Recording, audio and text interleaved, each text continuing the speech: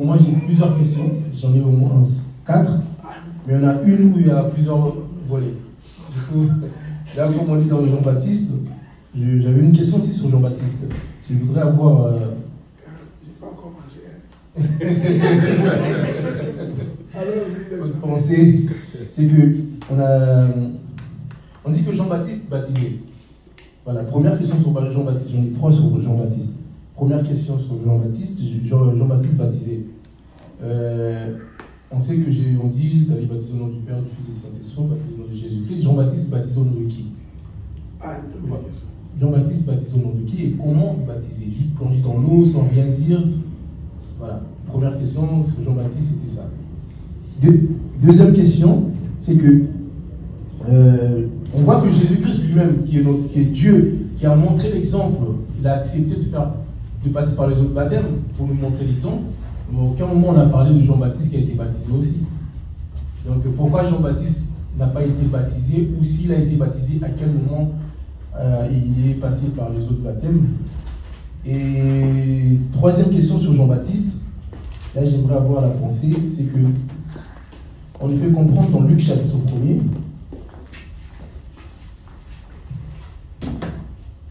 déjà dans Matthieu chapitre 2, on sait que quand Jésus est né, Hérode a tué les enfants de 0 à 2 ans, sachant que Jean-Baptiste avait 6 mois d'écart, donc il est plus âgé que Jésus de 6 mois.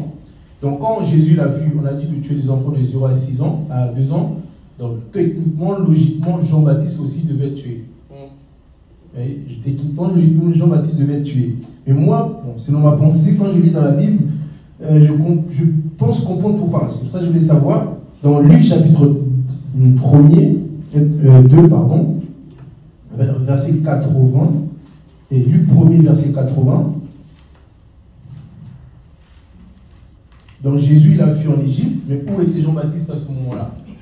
Donc dans Luc chapitre 1er, verset 80, on dit « Or l'enfant croissait et se fortifiait en esprit, et il demeura dans le désert jusqu'au jour où il se présenta devant Israël. » Donc Jean-Baptiste, on comprend qu'il a demeuré dans le désert, mais que signifie ce désert-là de Jean-Baptiste? Que signifie ce désert-là? C'est là où ça va pour Jean-Baptiste. Après, j'ai 3 autres questions sur Israël. Je ne sais pas si je continue, on répond d'abord dans ça. Non, on va d'abord répondre. Ok, merci. Bon. Ah oui. Jean-Baptiste a été baptisé au nom des personnes. Jean-Baptiste est baptisé, mais il ne parlait pas. Est-ce que vous me suivez? Je vais.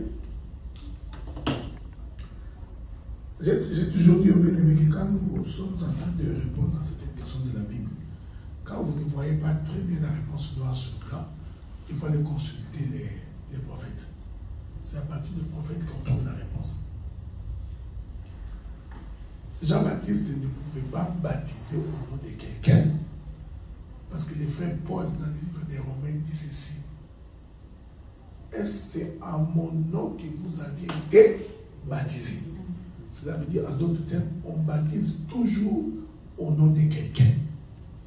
Et Paul continue pour dire, est-ce que c'est moi qui suis mort pour vous?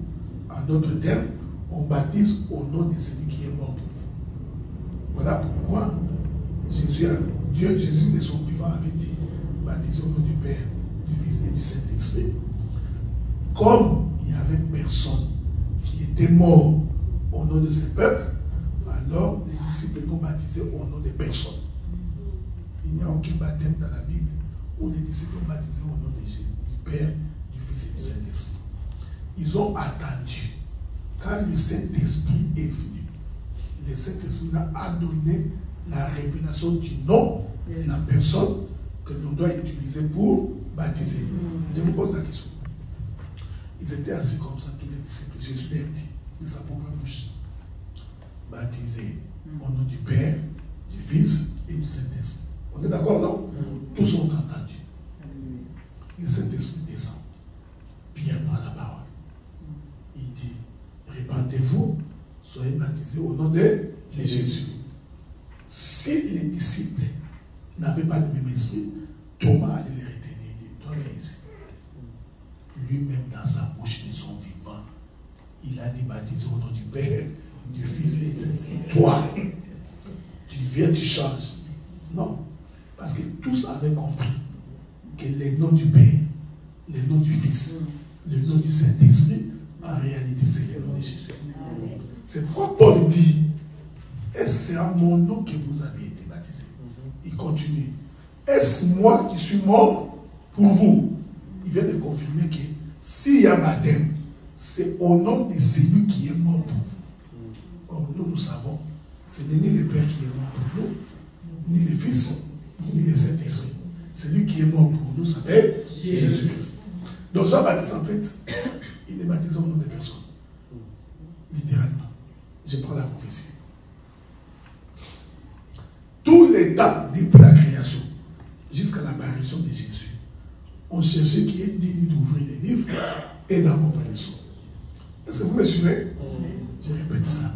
Cela veut dire que depuis Adam jusqu'à Jean-Baptiste, on était en train de chercher. Quand Jérémie vient, on cherchait. C'est pourquoi il y a une parabole que Jésus a dit, un homme avait son champ, il envoie ses serviteurs. Ok? Les gens n'obéissent pas. Mais quand il a envoyé les fils, ils ont dit, ah, c'est lui qu'on cherchait, il est prêt à les tuer. Maintenant, j'explique ça vraiment. De Genèse jusqu'à Jean-Baptiste, tout le monde avait la bouche fermée. Est-ce que vous comprenez? Cela dit que personne ne parlait. Je précise, parce que parler, c'est annoncer celui qui donne la vie. Comme tous n'ont pas donné la vie, en d'autres termes, personne d'entre eux n'a ouvert la bouche. Voilà pourquoi, le jour où le papa de Jean-Baptiste entre dans les camps, pour démontrer que personne ne parlait, il reçoit la vision. Quand il reçoit la vision, du coup, Zacharie devient mioué. On est ensemble, non? Zacharie devient mioué. Zacharie n'a pas parlé tout le temps qu'Élisabeth était enceinte. Le jour où Élisabeth naît, il faut aller prendre ses frères, là il est perdu. On va aller prendre. Je crois qu'il doit être à la porte. J'ai déjà accepté, il faut juste prendre le temps. Le jour où Jean-Baptiste naît, est-ce que vous me suivez? Dans tous les cas, le terme Jean-Baptiste est là. C'est le titre de la Bible. Quand il est né, on n'a pas appelé Jean-Baptiste. Ok? C'est nous qui avions ajouté Baptiste parce qu'il baptisait. Ok? C'est très important. Il ne s'appelait pas Jean-Baptiste. Il faut lire la Bible. C'est nous qui avions ajouté Baptiste. Le jour où il naît, on pose la question à maman. Cet enfant ici, il s'appellera comment? La maman répond, Jean. On lui dit, oh, mais dans votre famille, il n'y a personne qui s'appelle Matouboul. Hein? Personne qui s'appelle Jean. Les noms Jean là, écoutez frère, les noms Jean n'étaient pas dans la famille de Zacharie. C'est très important. Ils disent, non, peut-être que ça va se tromper. On va aller demander à papa. C'est lui qui était mioué. Quand Jean naît, il parle. On vient, Zacharie. Cet enfant, il s'appellera comment? Zacharie demande une table de pierre. Il dit, donnez-moi la table de pierre. Bon, vous savez, il y a des choses à dire ici. Beaucoup, hein? Quand Dieu a voulu donner le commandement aux enfants d'Israël, il a demandé la table de pierre. Parce qu'il devrait écrire les noms des gens. Est-ce que vous me suivez? Amen, amen. Dans la table de pierre, il écrit, cet enfant s'appellera Jean. La Bible donne l'explication. Jean, qui veut dire, vous lisez la Bible, non? Jean qui veut dire envoyé. On est ensemble, non? Je répète ça quand même. Jean qui veut dire envoyé. Pasteur Christian, viens t'asseoir ici, mon frère. Ne reste pas là-bas derrière. Tu es quand même un homme de Dieu, non? Ok, merci.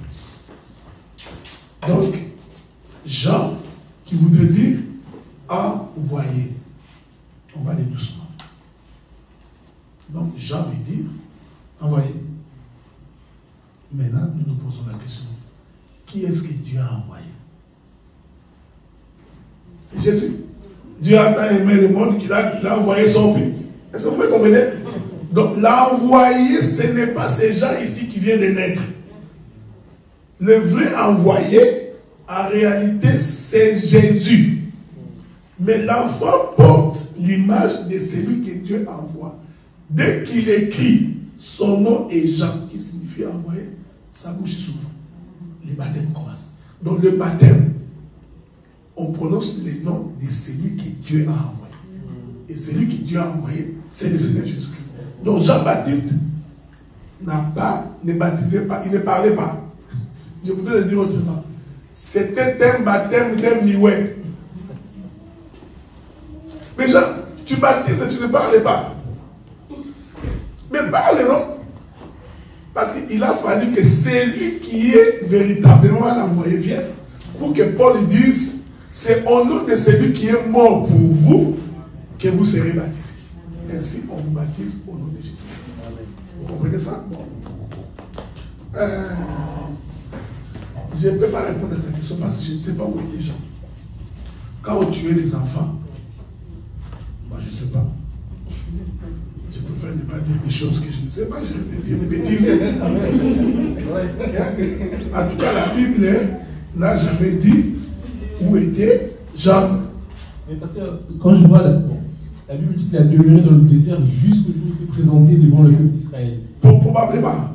Vous savez, parce qu'on n'a pas eu le temps d'entrer dans beaucoup de détails. Jean, c'est tout un enseignement. Hein? Ce n'était pas l'objet de notre intervention, mais les gens que vous voyez là, c'était tout un enseignement. Jean était habillé en peau de chameau.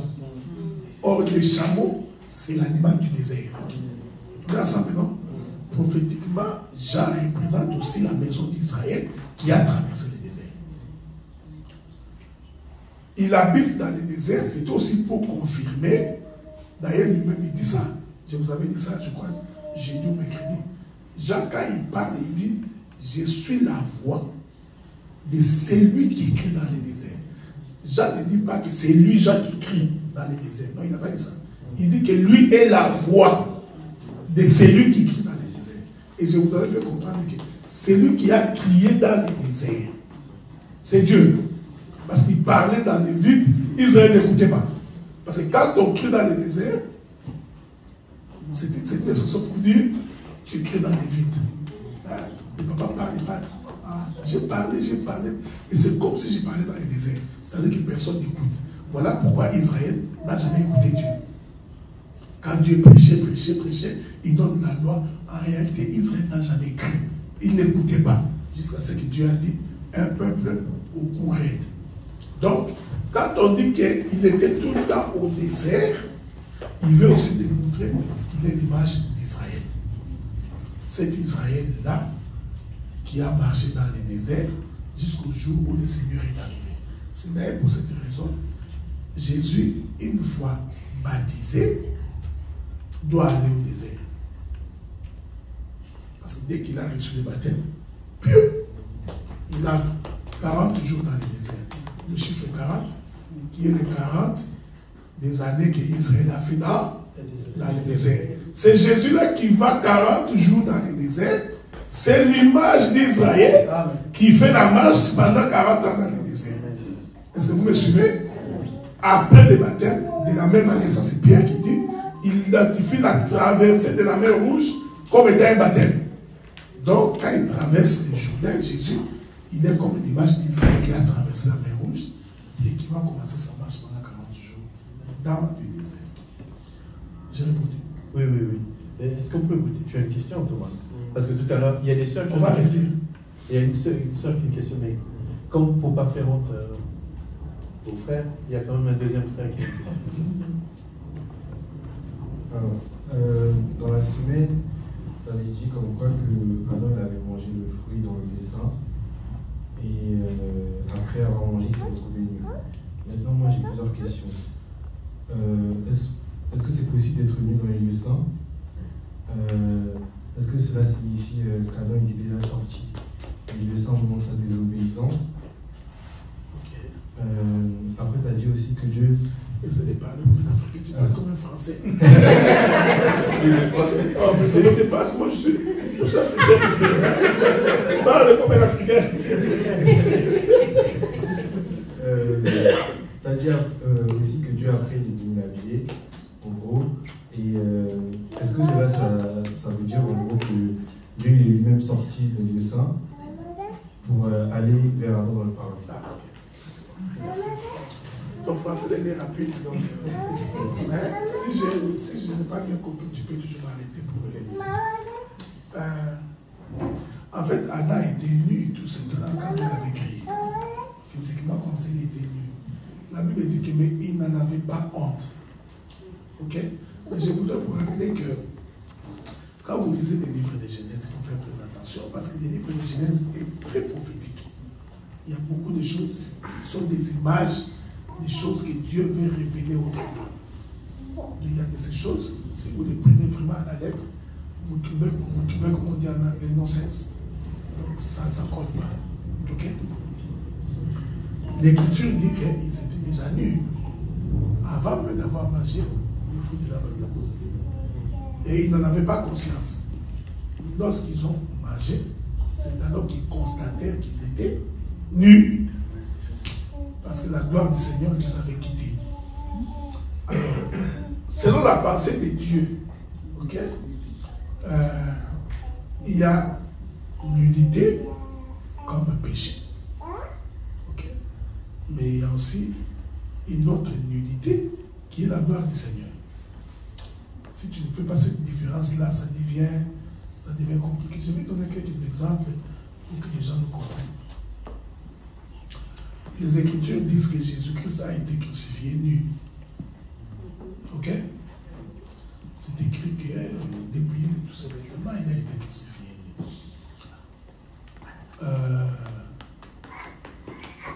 On l'a dépouillé de ses vêtements et puis il reste nu. Arrivé sur la croix, pendant qu'on a crucifié, sa maman était là. Maman, Marie, avec un autre disciple qui s'appelle Jean. Alors je voudrais vous poser la question qui est toute simple. Vous pensez vraiment qu'il y a une maman juive? Parce que Marie devrait connaître la loi. Ok? Vous pensez vraiment qu'il y a une maman juive, avec la culture juive, va aller regarder la nudité de son fils de 33 ans? Impossible. Est-ce que vous me suivez? Cela veut dire que cette nudité-là, sur la croix, Marie devient automatiquement la femme qui découvre la nudité de son mari. Est-ce que vous me suivez? Parce que techniquement, c'est impossible que un garçon de 33 ans qui meurt, que sa maman aille voir sa nudité. Je voudrais prendre un autre exemple, beaucoup plus simple.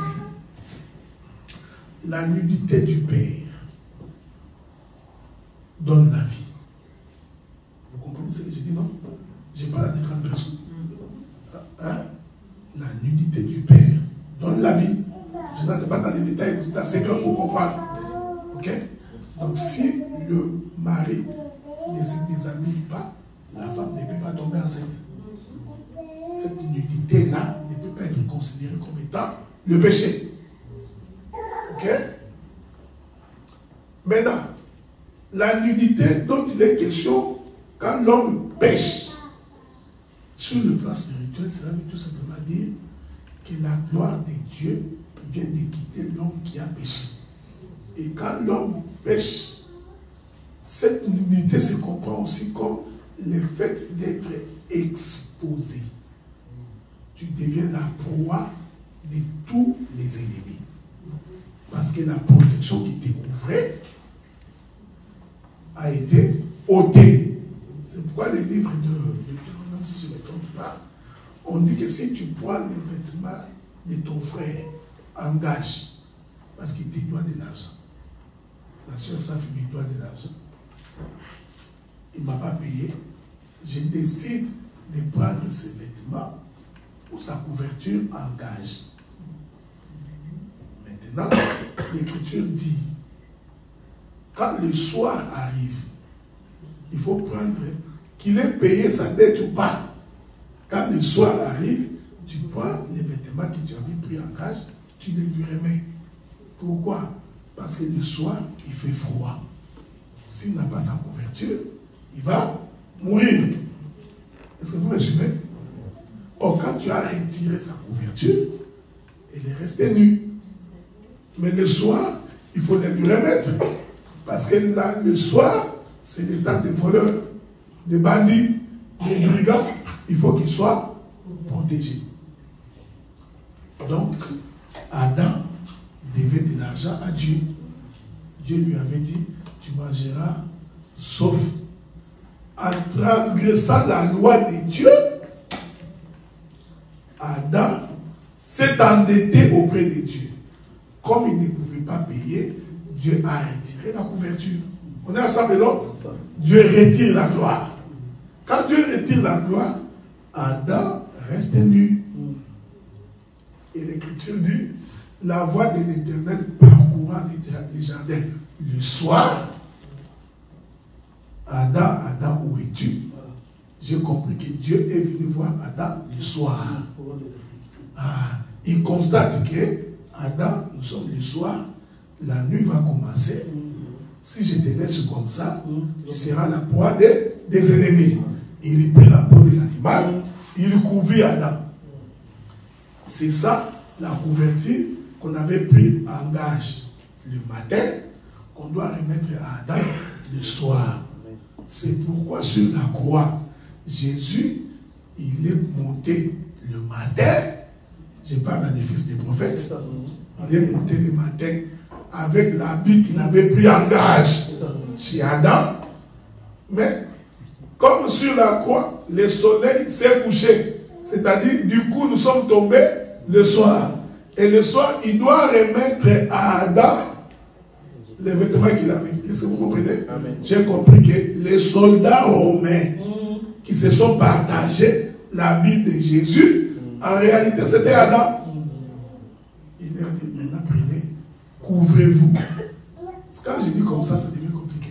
Ah, cet évangile avec des complications comme ça. C'est pourquoi j'aime descendre dans la doctrine. Hein? Dans la partie évangélique. Cela veut dire quoi? Tu es né par Adam. Tu as péché par Adam. Tu as perdu la gloire de Dieu. On est ensemble, non? Mais comme tu es rentré dans le monde, Dieu sachant que dans le monde, il y a des maladies, il y a des troubles, il y a des problèmes, il y a des difficultés, il y a des démons, il y a des sorciers. Dieu ne voudrait pas te laisser dans le monde dans ces conditions. Il prit donc Jésus, les fit mourir et les fit porter comme un vêtement. C'est comme ça que Romain dit, revêtez-vous donc de Christ. Pendant que nous marchons dans le monde, je te dis, tu es un homme en paix, tu es tranquille, parce que Dieu t'a couvert. Vous voyez l'amour de Dieu? Sachant qu'Adam avait péché, il le couvre quand même. C'est ce que je vous avais dit. Que ton état de péché ne t'éloigne pas de Dieu. Quelle que soit ta difficulté, quel que soit ton problème, quel que soit les moments difficiles que tu traverses, je t'informe que Dieu ne t'a pas mis dans le monde gratuitement. Il a mis quelque chose en toi pour témoigner que celui-là est mon fils. Et je te dis qu'aucun sorcier ne peut te bouffer, aucun sorcier ne peut te manger. Donc, tu comprends les différentes formes de la nudité. Quelle est la dernière question que j'avais posée? J'avais trouvé ça intéressant. Toute ta dernière phrase. Adam a mangé, quand tu avais dit que Adam mangeait, et il s'est déshabillé. Donc, comme il y avait la nourriture dans le lieu saint, donc Adam a perdu ses vêtements. Oui. Il a dit que, or, dans le lieu saint, ne peut entrer que celui qui est habillé avec des vêtements sacerdotaux. Donc il a supposé que Adam, quand il a mangé, il est sorti dans le parvis et le Seigneur l'a suivi dans le parvis. J'ai compris. Regardez, je vais encore donner un autre élément. Ézéchiel chapitre 44, avant que je ne me trompe pas. Quand vous lisez Ézéchiel chapitre 44, vous allez remarquer que lorsque les sacrificateurs étaient en fonction dans les temples, l'Écriture dit que les sacrificateurs s'habillaient en vêtements de lin. Comme les Congolais aiment dire, lino de pépito. Ok? Mais je voudrais vous faire remarquer que le vêtement en lin est fait de produits de la terre. Lin vient des plantes. On est ensemble, non? Les lins viennent des plantes. Donc, quand le sacrificateur travaillait dans le temple,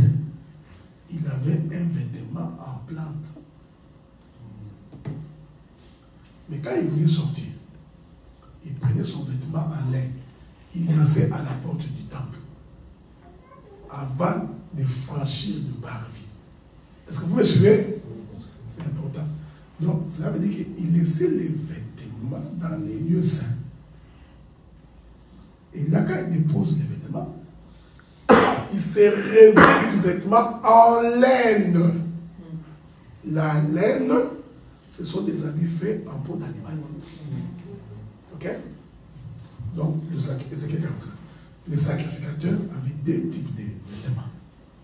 Il y avait des vêtements en laine qu'il utilisait quand il est à l'intérieur du temple. Mais quand il voulait sortir, il prend ces vêtements-là, il laisse. Il va porter les vêtements en laine, c'est alors qu'il sort. On est ensemble, non? Tu suis, hein? C'est pourquoi, quand Jésus vient habiller Adam, en réalité, il était sorti avec les vêtements en laine, la peau de l'animal. C'est ce qui est écrit. C'est pourquoi aussi Jean-Baptiste, quand il a vu Jésus, il ne l'a pas vu comme un homme. Il le voit comme un animal. Il dit, voici l'agneau. C'est le vêtement en laine qui sort pour venir sauver l'homme. C'est pourquoi, c'est ce que beaucoup de gens n'ont jamais compris. C'est pourquoi quand Dieu crée Adam, Adam ne mangeait pas la viande. Avant la création. Et Adam, et les animaux, et les oiseaux, tous herbivores. C'est des vêtements en laine.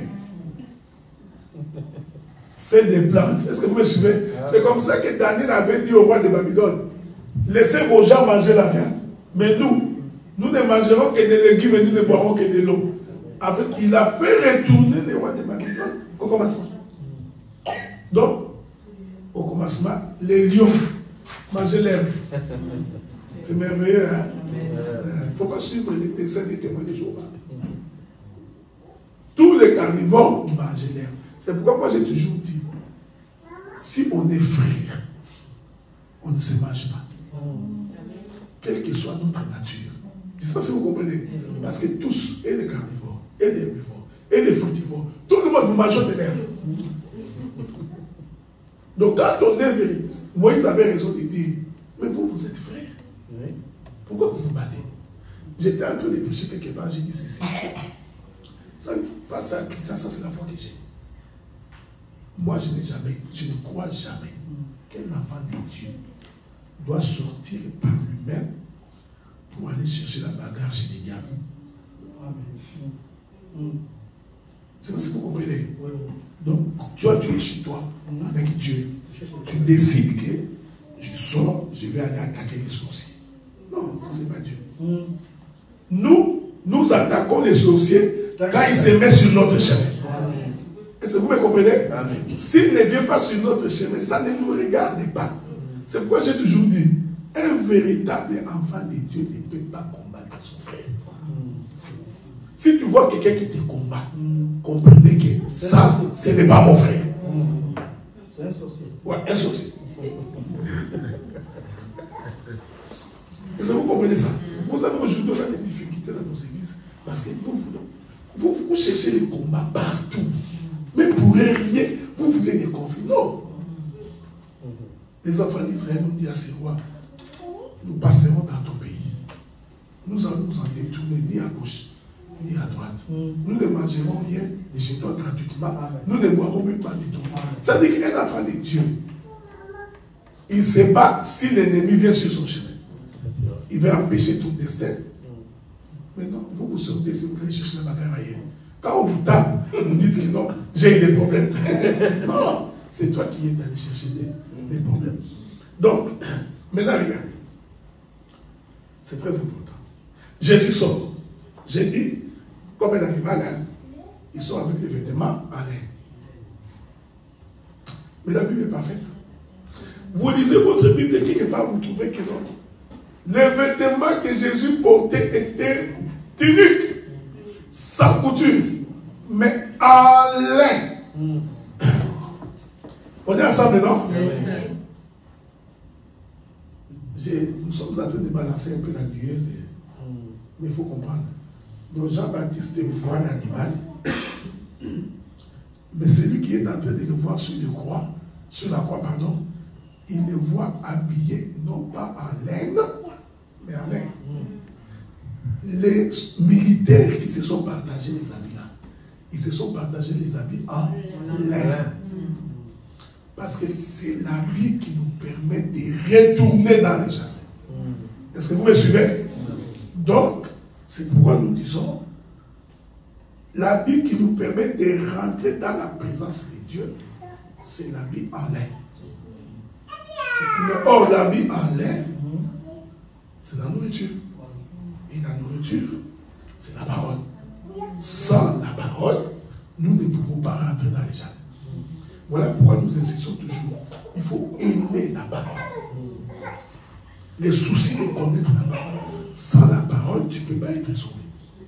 Voilà pourquoi nous disons techniquement, pour rentrer dans la présence du Seigneur, il faut être habillé par la parole. Il y a d'autres personnes qui n'ont pas encore parlé. Le frère Alexis. Après, il y a la sœur qui est là-bas. Bon, je comprends qu'avec toutes vos questions, vous n'avez pas envie qu'on aille à la maison. Donc on va pas rester là. Oui, vous avez fait dans la semaine l'analogie sur la trahison de Judas, comme quoi il avait une deal avec le Seigneur. Vous avez aussi donc fait le lien avec le serpent dans le désert. Et on sait que le Seigneur est parfait dans tout ce qu'il fait.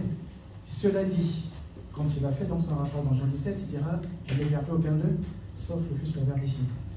Alors, par rapport à ce deal, dans l'absolu, qu'est-ce qui devient Judas, puisqu'il devait faire ce qui avait été conclu, si j'ose dire, dans le secret. Que Dieu vous bénisse. Que Dieu vous bénisse. Amen. Vous au moins vous avez mangé, moi je n'ai pas encore mangé. Je voudrais d'abord préciser une chose. Mes bien-aimés, en ce qui concerne les saluts, personne d'entre nous ne sait. Nous pouvons supposer, celui qui ne prêche pas va être sauvé. Ok? Ça, c'est une façon de présenter l'évangile. Mais en réalité, les gens qui sont sauvés, il n'y a que Dieu qui sait. C'est pourquoi je vous avais conseillé que arrêtez de porter des jugements, des condamnations sur les gens. Regardez, quand Jésus était crucifié sur la croix, avec 2 bandits, si tu poses la question aux gens de la vie, ces gens-là qui sont sur la croix, est-ce que l'un d'eux est entré au ciel? Les gens de la vie vont te dire, ces deux-là, impossible. Est-ce que vous me suivez? Si tu demandes à ses contemporains, est-ce que les deux-là, ils vont dire, non, ça c'est des bandits qu'on connaissait. Mais cependant, là-bas, quelqu'un s'est converti. Donc quand Dieu convainc quelqu'un du péché pour les sauver, personne d'entre nous n'est au courant. Il n'y a que Dieu qui fait ça. Tu comprends ça? Donc pour ce qui est des saluts, il n'y a que Dieu qui connaît. Je ne sais pas quels pensent les autres ministres de la parole. Moi, je me réserve de dire que Judas l'Iscariote ne sera pas sauvé. Je me réserve de dire qu'il sera condamné. Mais le contexte que j'ai utilisé, c'est ce contexte-là. La Bible dit que Dieu est le maître de tous les esprits. J'aime la Bible. Hein? La Bible dit que le mauvais esprit de l'Éternel est entré chez Saül. Donc Dieu, il a son mauvais esprit. Donc notre entendement ne peut pas comprendre ça. Comment un mauvais esprit sont les yeux de l'Éternel? Les voies de Dieu sont insondables. Mes frères, c'est vraiment insondable. Mais pour ce qui est de Judas Iscariote, je voulais dire ceci.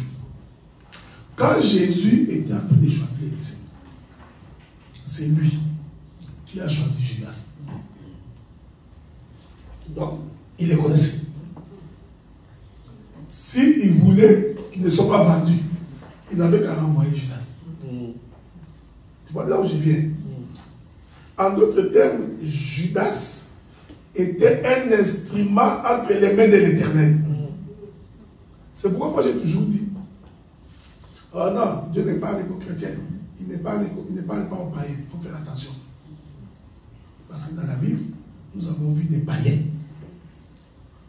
Le roi Abimelech, le roi d'Égypte, c'est lui qui avait pris la femme d'Abraham. L'Éternel lui est à part. Mais pourtant, il n'était pas un hébreu, il n'était pas de Dieu. Donc Dieu a sa manière d'agir. Dieu appelle le roi de Babylone bon serviteur. Si nous nous revêtons de l'esprit d'humilité, nous ferons l'œuvre de Dieu calmement. Si on arrête de condamner tout le temps. Moi j'ai toujours été contre. Vous savez, quand on était jeune, hein, on avait cette tendance-là. Moi j'étais extrémiste. Moi j'étais vraiment donc c'est A ou c'est B. Il n'y a pas de. Mais j'ai dit ça au pasteur Frédéric. Quand j'ai commencé à diriger les gens, à diriger le peuple, j'ai compris que si tu n'as pas de la sagesse, l'œuvre ne tient pas. Est-ce que vous me comprenez? Il faut beaucoup de sagesse quand vous conduisez le peuple parce que tout le monde n'a pas les mêmes niveaux. Tout le monde ne comprend pas de la même manière. Et puis ce n'est pas nous qui convertissons les gens, c'est Dieu qui convertit. Donc, toi prêche, laisse Dieu faire son travail. Je disais à des frères, je crois que je dois vous l'avoir dit, je suis allé dans une fête des frères, des mariés. Le frère vient, mais le frère a ses amis. Il invite ses amis, fête des mariages, nous arrivons là-bas beaucoup. Mais les amis du frère, ils ne prient pas avec vous. Ils ont commandé leur Heineken. Alors moi, je devais prêcher.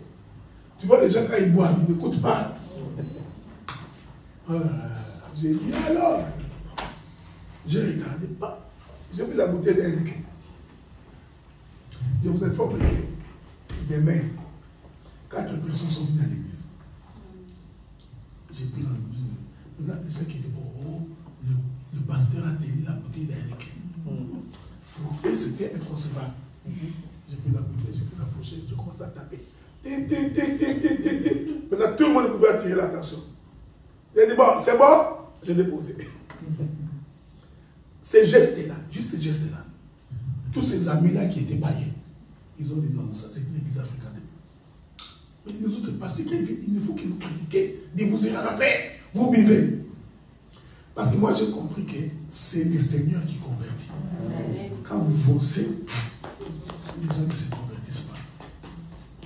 Ça là c'est très, très, très important. Donc, Judas Iscariote, je l'ai présenté comme étant un instrument entre les mains de l'Éternel. Sera-t-il sauvé? Peut-être pas. Parce que le Seigneur dit, de tout ce que tu m'as donné, je l'ai perdu. Ok? Excepté le fils de la perdition. Donc quand on considère ça dans ce sens-là, Judas est le fils de la perdition. On ne peut pas contredire l'Écriture.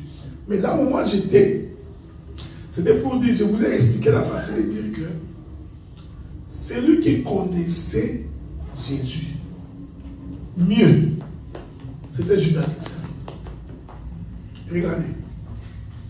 Judas Iscariote était le financier de Jésus. Comme nous sommes dans l'église ici, si on te confie de gérer nos offrandes, c'est que tu dois être un homme de confiance. Parce que si tu n'es pas un homme de confiance, qu'on te donne l'argent pour que tu disparaisses. Donc Judas était un homme de confiance de Jésus. Est-ce que vous me suivez? Chaque fois que Jésus s'est déplacé, qu'il va acheter à manger, on posait la question à Judas. Judas, on a marché, mais il faut qu'on marche. Combien tu as là? Il faut faire des livres d'histoire parce que Jésus recevait beaucoup de dons. Hein? Beaucoup de dons, des femmes riches données. Donc c'est Judas qui gardait l'argent. C'est pourquoi les jours de venir répandre les parfums entre les pieds de Jésus, mais c'est pas parfum coûte cher. Donc Judas connaissait même les prix des parfums. Il savait que ça c'est Cabana, Machachi, c'est quoi ça? Il dit, oh non. Donc il savait que ces parfums-là, ça c'est 18 000 euros. Même quand il a dit à Jésus, vendons, on va aider les pauvres. Ça n'avait étonné aucun disciple. Il savait, c'est lui qui gère l'argent, donc il sait ce qu'il fait. Mais il y a un problème. Les disciples connaissaient Jésus. On est ensemble, non? Oui. Mais le problème de Judas Iscariote, c'est qu'il doit aller prendre les Romains. Bon, les Romains sont des étrangers. Est-ce que vous me suivez? Donc il faut qu'il y ait quelqu'un qui, ramenant les étrangers vers Jésus, soit capable de leur dire, la personne que vous cherchez, c'est celui-ci. C'est là où je vous avais dit, ces gestes-là d'embrasser Jésus, Judas Iscariote devient comme Jean-Baptiste. Est-ce que vous me suivez? Pourquoi? Jean-Baptiste, vous avez présenté. Jean-Baptiste a dit Jésus. Quand il dit, voici l'agneau de Dieu qui ôte les péchés du monde. Il voulait dire en d'autres termes, voici la personne à prendre pour faire mourir. Arrêtez-les. Amen. Arrêtez-les. Tu comprends? Si nous étions là, nous avons déjà jubilé pour dire, ah, cet homme va mourir. C'est un animal de sacrifice. Je vous avais dit, c'est pourquoi il est né parmi les animaux. Il est né sur une mangeoire. Oh, quand tu te mets sur une mangeoire, c'est pour qu'on fasse quoi? C'est pour qu'on te mange. C'est ce que je disais par rapport à ça. C'est que Judas Iscariote, il dit, si je ne l'embrasse pas, vous arrêterez quelqu'un d'autre. En d'autres termes, sans moi, vous ne pouvez pas le reconnaître. Et donc, c'est cette partie-là que j'ai essayé d'identifier Judas Iscariote. C'est pourquoi je vous avais dit, nous prêchons par la révélation, mais aussi par la doctrine. Par la doctrine, Judas Iscariote est un fils de perdition. Et quand il embrasse, les disciples, les militaires viennent, ils prennent Jésus, maintenant ils savent. Parce que si Judas n'avait pas, ça c'est je vous dis en information, si Judas n'avait pas présenté Jésus, je vous assure qu'on allait arrêter Pierre. D'accord. On va essayer d'aller un peu vite. Il ne reste que 2 questions parce que la sœur Safi veut poser, mais on privilégie d'abord notre sœur. Après, c'est la sœur Safi. Après, on clôture. Parce que l'homme de Dieu ne cesse de nous faire signe qu'il n'a pas mangé. Comprenez. Voilà. La question, ma sœur. Shalom. Oui. En fait, je voulais l'éclaircissement par rapport à Jardin d'Éden, Adam et Ève. Parce que quand on regarde dans Jardin d'Éden, il y avait les 3 ministères en fait, qui représentent Adam, Ève et les serpents. Et moi, je voulais savoir, je sais bien que les péchés, c'est la transgression de la loi. En réalité, Adam et Ève, ils n'ont pas péché en réalité. C'était parce que le serpent, il a répété les mêmes choses que Dieu a dit à Adam. Donc, du coup, moi, je voulais savoir, les péchés que Adam et Ève ont commis, c'était quel péché? Pourquoi? Les serpents. Si on parle, par exemple, par révélation, les serpents, il avait son ministère, en fait, que Dieu a fait pour qu'il vienne donner à Adam et Ève. Adam, Ève est pareil. Donc, du coup, doctrinement, les péchés qu'Adam et Ève ont commis, c'était quoi? Parce que les serpents, il a donné la vie. C'était un serpent qui était dans un serpent ancien, c'est-à-dire que c'est le serpent qui était debout. Donc, il a donné la vie vraiment. Après avoir péché, Dieu l'a fait paix. Donc, du coup, moi, je voulais savoir les péchés, c'est quoi? C'est doctrinement.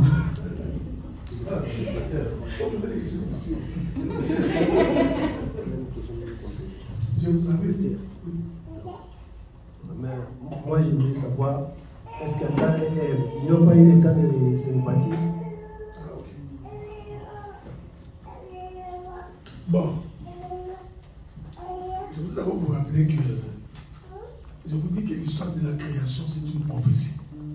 Hein, c'est très important. L'histoire de la création, c'est une prophétie. L'histoire d'Adam et Ève cache beaucoup de choses. Donc, il ne faut d'abord pas commencer par croire que c'est une histoire qu'on doit suivre chronologiquement. Hein? Sans quoi vous allez vous perdre. Parce que dans la doctrine, Adam n'est pas né comme nous.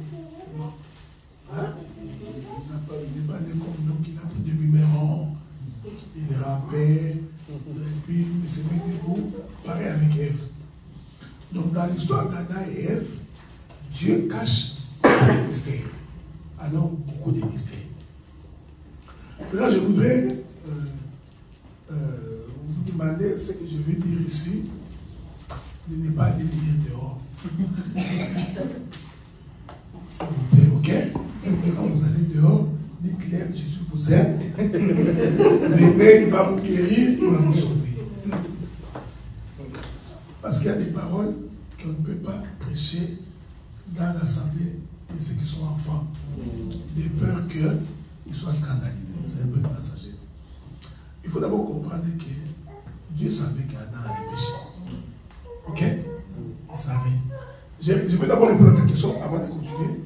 Le péché d'Adam, c'est le fait qu'il n'a pas obéi à ce que Dieu avait dit. Ok? La transgression de la loi était péché. C'est ce que la Bible dit.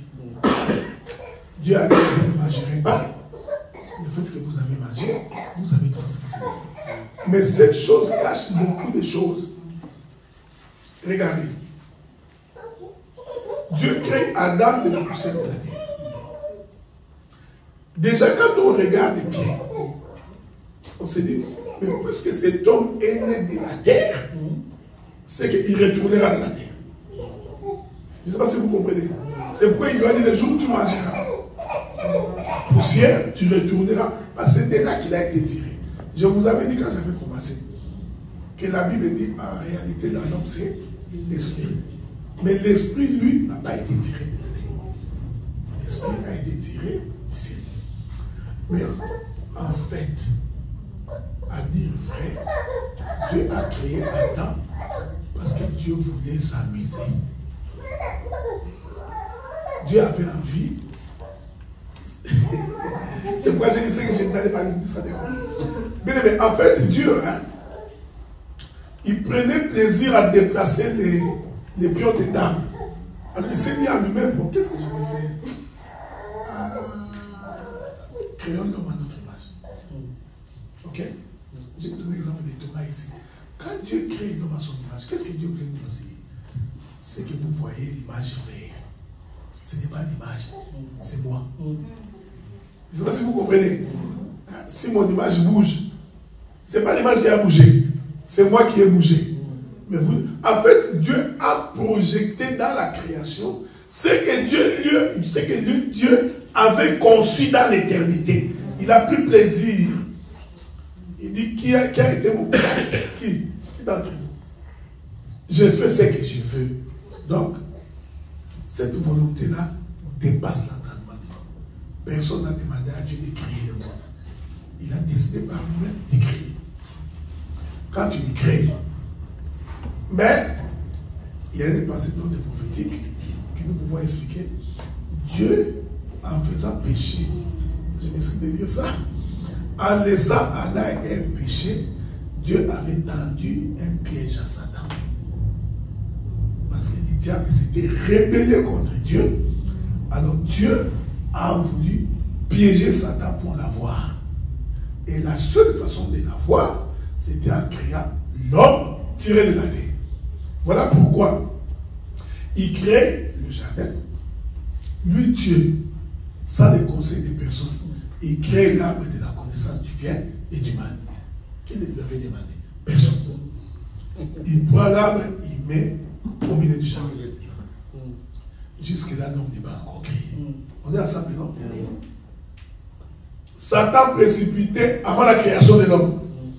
Donc, le serpent était dans les jardins avant qu'Adam ne vienne. Dieu fait chaque chose avec un but. Il crée l'homme. Je vous informe, mes bien-aimés. Si Dieu n'avait pas dit à Adam, tu ne mangeras pas ça, il n'allait pas manger. Donc Dieu a fait exprès de lui dire, tu vois ça là, ne mange pas. Parce qu'il savait qu'Adam allait manger. Il y a une écriture qui dit, la loi attire la curiosité. Regardez comme on est ici. Je vous avais donné l'exemple de fois passé, non? J'ai dit, je peux prendre 10 000 $. Je mets dans les paniers ici, je couvre. Si je ne dis à personne, personne ne viendra vérifier. Nous allons tous sortir ici. Mais il suffit que je dise, mon frère, j'ai mis un 10 000 ici, que personne ne touche. Vous allez sentir que dans les cœurs des cupides, ça commence à bouillonner. Est-ce qu'il a vraiment mis 10 000? Je vais quand même aller voir quand même s'il a vraiment mis 10 000. La loi attire la curiosité. C'est pourquoi Paul dit, n'eût été la loi, je n'aurais pas péché. C'est par la loi que j'ai péché. Dieu a voulu que cela soit ainsi. Voilà pourquoi Dieu, lorsqu'il crée Adam, à son image, à sa ressemblance, Dieu savait que Adam ici, il ne mangera pas les fruits. Qu'est-ce que j'ai fait? Je vais d'abord le faire dormir. Dieu avait affaibli Adam. Il prend la puissance d'Adam, il met dans cette femme. Et Dieu savait que la femme convaincra l'homme de manger les fruits. Être semblable. Il va l'aider à manger les fruits. Voilà pourquoi, doctrinalement, Jésus n'était pas marié. Est-ce que vous me comprenez? J'ai dit doctrinalement. Voilà pourquoi Jésus n'a pas pris des femmes. Parce qu'il voulait éviter les péchés d'Adam pour nous sauver. Parce que, vous voyez, au jardin, le serpent n'a pas tenté Adam. Le serpent a tenté Ève. Il se rend compte qu'Ève va convaincre Adam, ils vont manger. Maintenant, quand le véritable Adam vient, il dit non, cette fois-ci je vais aller directement. C'est là qu'il a échoué, parce que le véritable Adam ne peut pas pécher. Il dit, tu es parti à la mauvaise adresse. Je ne suis pas le premier Adam. Pourquoi? Le premier était une ombre. Or, l'ombre n'est pas la représentation exacte des choses. Et pourquoi quand Dieu vient, je crois que là-bas on dit ici, Ève mange. Ève n'a pas constaté qu'elle était nue. Il fallait qu'Adam vienne manger. Lorsqu'Adam mange, les deux, ils constatent qu'ils sont nus. Dieu descend. Je vous avais dit ça la fois passée. Dieu descend. Dieu n'a pas demandé. Adam et Ève, où êtes-vous? Parce que Dieu n'avait jamais parlé à Ève. Ève allait lui dire, c'est toi qui m'as parlé. Et c'est moi je savais ça. Comme Dieu était Dieu d'ordre, il dit non, je ne peux pas aller lui poser la question. Parce qu'elle me répondra, papa, moi je n'ai pas vu ta face. Il a respecté la femme d'autrui. J'aime ça. Dieu respecte la femme d'autrui. Il va pas.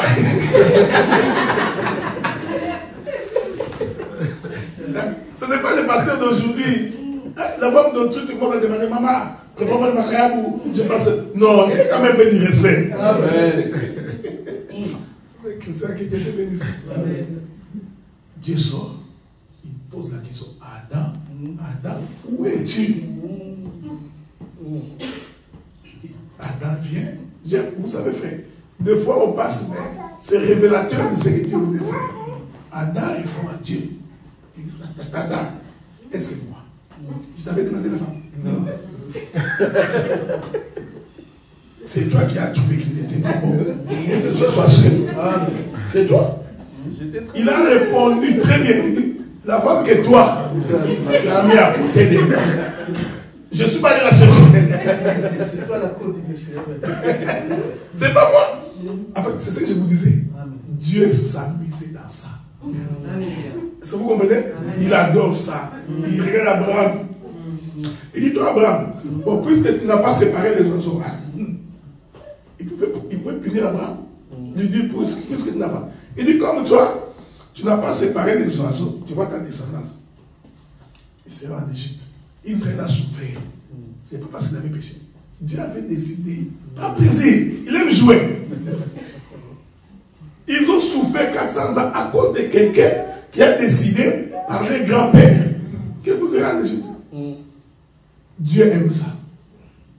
Est-ce que vous me suivez? Laisse-moi dire à quelqu'un, Dieu, il peut prendre plaisir de te faire passer par les tribulations pour que demain, tu puisses en tirer la gloire. Est-ce que vous comprenez ça? Oui, oui. Dieu fait en sorte que l'homme vient pour te marier. 2 jours, il va. 3 jours, tu commences à regretter. En tout cas, vraiment, moi, je n'ai pas de chance. Dieu, jusqu'à ce que le Dieu va te donner, Dieu voudrait que tu chantes. Ouf! Il t'était Dieu. Je ne serais pas ce que je suis devenu. Donc, Dieu voulait tout simplement tirer la gloire dans ce qu'il a créé. Adam dit, à moi, Dieu va chez elle. Toi, tu vas manger. Elle lui dit, le serpent m'en a donné, j'en ai mangé. Dieu n'est pas allé demander au serpent. Je vous avais dit ça. Parce que si Dieu avait demandé au serpent, c'est ce que j'avais dit la fois passée. Si Dieu allait demander au serpent, le serpent allait donner la réponse que Jésus a dit à Judas Iscariote. Judas, fais ce que nous sommes entendus.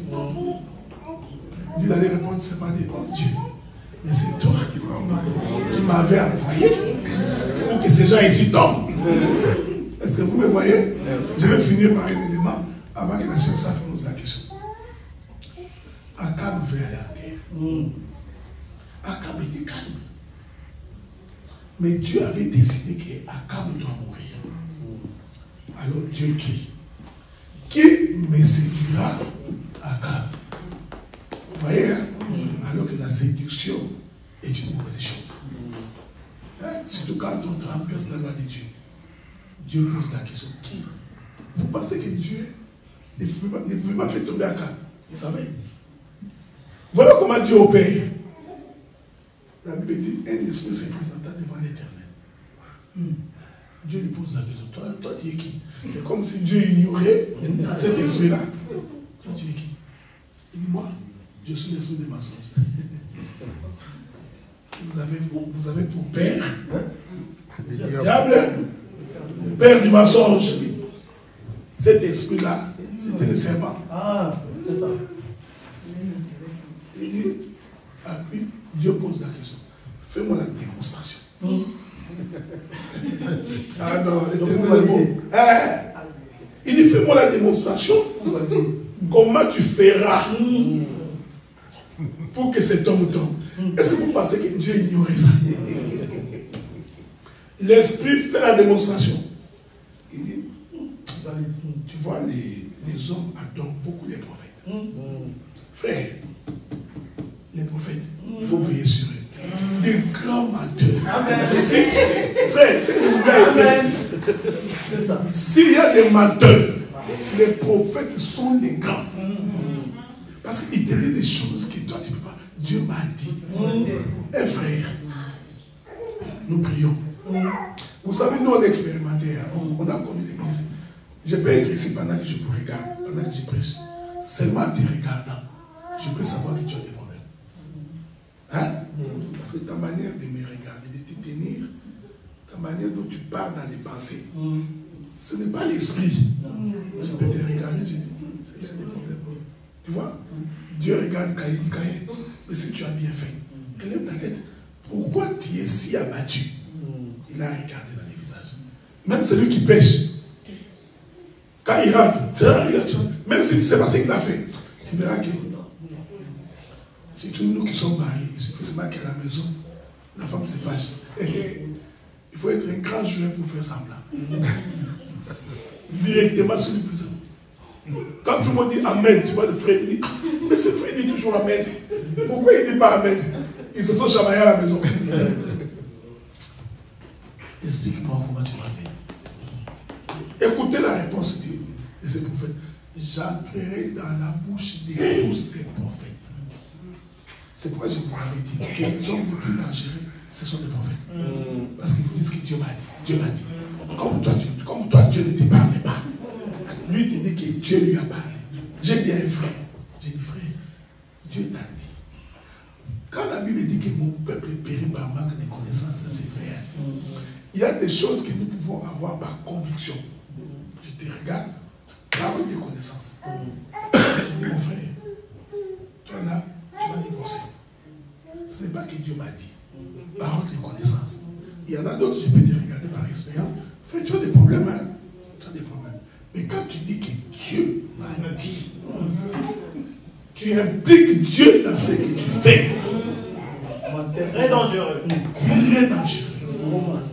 Dieu appelle Myriam et Aaron. Il leur dit, s'il y aura un prophète parmi vous, c'est par des songes et par des visions que je les parlerai. Alors quand toi tu nous dis que Dieu m'a dit, quand quelqu'un dit que Dieu m'a dit, pose la question. Tu as vu quoi? Ok? Bon, puisque Dieu t'a dit pendant que nous parlons, donc tu n'as pas eu un songe. Parce que pour avoir un songe, il faut dormir. Donc tu as eu une vision. Qu'est-ce que tu as vu dans ta vision? C'est comme ça qu'on explique les prophéties. Tu expliques d'abord la vision. Ensuite, Dieu doit te dire, dans la vision que je t'ai montrée, ça veut dire ça, ça veut dire ça. Mais quand vous ne connaissez pas, Dieu m'a dit que c'est ton oncle qui est en train de t'ensorceler. Ok. Il a pour être délivré, il faut 4 jours de délivrance, c'est bien. Mais à terme de reconnaissance, il faut acheter 14 chaises à l'église. Voleur. Les prophètes des Congo sont toujours comme ça. Oh non, il faut acheter les tôles. Surtout les offrandes. Offrandes des tôles. Offrandes des constructions. Offrandes des briques. Les paniers de l'onction. L'offrande, c'est trop. Et quand on finit, l'aumône. Les prophètes rentrent dans la bouche de tous les prophètes. Est-ce que vous comprenez ça? Mais qui a fait ça? Akab. Quand il est allé mourir, Akab pensait probablement que c'est le diable, non? Mais il ignorait que c'est Dieu qui était derrière ça. C'est pour dire ceci, mon Robert. Dieu est souverain. Nous ne lui posons pas la question, Dieu, pourquoi tu nous as créés? Il nous a créés. Pourquoi sommes-nous ici? Dieu, il a voulu que nous soyons là. Donc la création, je m'excuse, la création, c'était Dieu qui mettait en scène. Il a écrit son scénario, il a mis en scène, il veut les jouer. Quand tu pleures, c'est pourquoi nous vous encourageons. Quand tu es en difficulté, que tu pleures, tu as des problèmes, Dieu sait. Donc Dieu le sait. Il a voulu que ce soit ainsi. Merci beaucoup.